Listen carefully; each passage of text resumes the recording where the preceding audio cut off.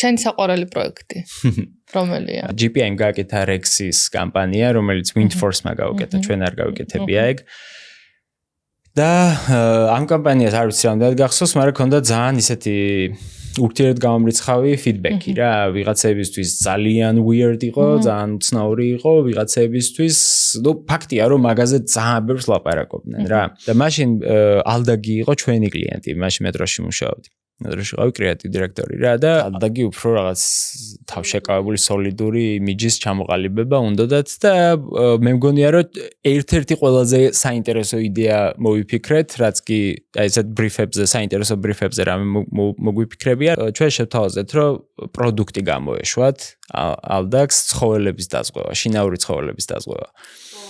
და ამ პროდუქტის რეკლამა გადავიღეთ მერე რა, რომ თუ მარტო რეალურად მართლა შევაქმნევინეთ შინაური ცხოველების დაზღვევა. და ამ პროდუქტის რეკლამაში ალდაგის სახე ვინც იყო, ტიპს გვერდზე ეჯდა ლაბრადორი ძაღლი და ეს თავზე ეფერებოდა რა, ეგეთი კლიპი იყო მარტო.